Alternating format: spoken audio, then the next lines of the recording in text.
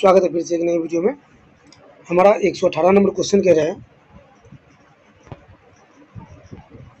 जैनियों का विश्वास है कि जैन मत 24 तीर्थंकरों की शिक्षाओं का परिणाम है। इस कथन के आलोक में निम्नलिखित में से कौन सा एक वर्धमान महावीर के विषय में सही है। इस क्वेश्चन को CDS के एग्जाम में 2011 ईस्वी में पूछा गया है। ऑप्शन ए में दिया गया है, वे पहले तीर्थंकर और जैन मत के संस्थापक थे। ऑप्शन बी में है, वे 23वें तीर्थंकर थे जबकि पहले 22 तीर्थंकर पौराणिक माने गए। ऑप्शन सी में है, वे अंतिम और 24वें तीर्थंकर थे जिसे इस नए धर्म का संस्थापक नहीं माना गया बल्कि वर्तमान धार्मिक संप्रदाय का सुधारक माना गया। ऑप्शन डी में है, वे 24 तीर्थंकरों में से एक नहीं थे। तो 118 नंबर क्वेश्चन का करेक्ट आंसर जो आपका ऑप्शन सी हो जाएगा करेक्ट। वे अंतिम और 24वें तीर्थंकर थे जिसे इस नए धर्म का संस्थापक नहीं माना गया बल्कि वर्तमान धार्मिक संप्रदाय का सुधारक माना गया। उसके बाद हमारा 119 नंबर क्वेश्चन कह रहे हैं, वह आद्यतम बौद्ध साहित्य जो बुद्ध के विभिन्न जन्मों की कथाओं के विषय में है वह क्या है। इस क्वेश्चन को CDS के एग्जाम में 2011 ईस्वी में पूछा गया है। ऑप्शन ए में दिया गया है विनय पिटक, ऑप्शन बी में सुत पिटक, ऑप्शन सी में अभिधम पिटक और ऑप्शन डी में है जातक। तो 119 नंबर क्वेश्चन का करेक्ट आंसर जो है वह आपको ऑप्शन डी हो जाएगा करेक्ट, जातक। उसके बाद हमारा 120 नंबर क्वेश्चन कह रहा है, जैन दर्शन के अनुसार सृष्टि की रचना एवं पालन पोषण। इस क्वेश्चन को UPSC के एग्जाम में 2011 ईस्वी में पूछा गया है। ऑप्शन ए में दिया गया है, सार्वभौमिक विधान से हुआ है। ऑप्शन बी में सार्वभौमिक सत्य से हुआ है।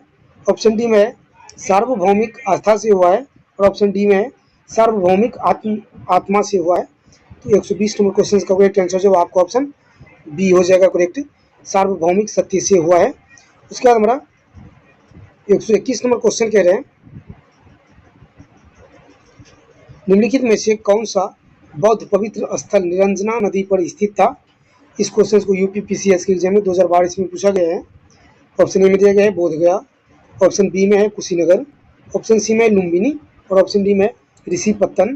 तो 121 नंबर क्वेश्चन का करेक्ट आंसर जो है आपका ऑप्शन ए हो जाएगा करेक्ट, बोधगया। उसके बाद हमारा 122 नंबर क्वेश्चन कह रहा है, गौतम बुद्ध का गुरु कौन था। इस क्वेश्चन को SSC के एग्जाम में 2012 ईस्वी में पूछा गया है। ऑप्शन ए में दिया गया है पाणिनि, ऑप्शन बी में है आलार कलाम, ऑप्शन सी में है कपिल और ऑप्शन डी में है पतंजलि। तो 122 नंबर क्वेश्चन का करेक्ट आंसर जो है वो आपको ऑप्शन बी हो जाएगा करेक्ट, आलार कलाम। उसके बाद हमारा नेक्स्ट क्वेश्चन हमारा 123 नंबर क्वेश्चन कह रहे हैं, प्राचीन भारतीय इतिहास के संदर्भ में निम्नलिखित में से कौन सा बौद्ध धर्म और जैन धर्म दोनों में समान रूप से विद्यमान था या थे। इस क्वेश्चन को UPSC के एग्जाम में 2012 ईस्वी में पूछा गया है। ऑप्शन ए में दिया गया है, ऑप्शन एक में है तप और भोग की अति का परिहार, ऑप्शन दो में है वेद प्रामाण्य के प्रति अनास्था और ऑप्शन तीन में है कर्म कांडों की फलवत्ता का निषेध। निम्नलिखित कूटों के आधार पर सही उत्तर चुनिए। ऑप्शन ए में दिया गया केवल एक, ऑप्शन बी में केवल दो और तीन, ऑप्शन सी में केवल एक और तीन और ऑप्शन डी में एक दो और तीन। तो 123 नंबर क्वेश्चन का करेक्ट आंसर जो आपका ऑप्शन बी हो जाएगा करेक्ट, केवल दो और तीन, अर्थात ये 2 नंबर और ये 3 नंबर जो है ये समान रूप से विद्यमान थे। उसके बाद हमारा नेक्स्ट क्वेश्चन कह रहा है, हमारा 124 नंबर क्वेश्चन कह रहा है, भगवान बुद्ध की प्रतिमा कभी कभी एक हस्त मुद्रा युक्त दिखाई गई है जिसे भूमि स्पर्श मुद्रा कहा जाता है, यह किसका प्रतीक है। इस क्वेश्चन को UPSC के एग्जाम में 2012 ईस्वी में पूछा गया है। ऑप्शन ए में दिया गया है, मार्ग पर दृष्टि रखने एवं ध्यान से विघ्न डालने से मार्ग को रोकने के लिए बुद्ध का धरती का आह्वान। ऑप्शन बी में है, मार्ग के प्रलोभनों के बावजूद अपनी सुचिता और शुद्धता का साक्षी होने के लिए बुद्ध का धरती का आह्वान। ऑप्शन सी में है, बुद्ध का अपने अनुयायियों को स्मरण कराना कि वे सभी धरती से उत्पन्न होते हैं और अंततः धरती में विलीन हो जाते हैं, अतः जीवन संक्रमणशील है। और ऑप्शन डी में है, इस संदर्भ में दोनों ही कथन ए एवं बी सही है। तो 124 नंबर क्वेश्चन का करेक्ट आंसर है वह आपको ऑप्शन बी हो जाएगा करेक्ट। उसके बाद हमारा नेक्स्ट क्वेश्चन कह रहे हैं, हमारा 125 नंबर क्वेश्चन कह रहा है राजगृह, वैशाली और पाटलिपुत्र में निम्नलिखित में कौन सी एक समानता है। इस क्वेश्चन को एनडीए के एग्जाम में 2015 ईस्वी में पूछा गया है। ऑप्शन ए में दिया गया है अस्थविरवादियों का पाली धर्मसूत्र वहाँ संकलित हुआ था।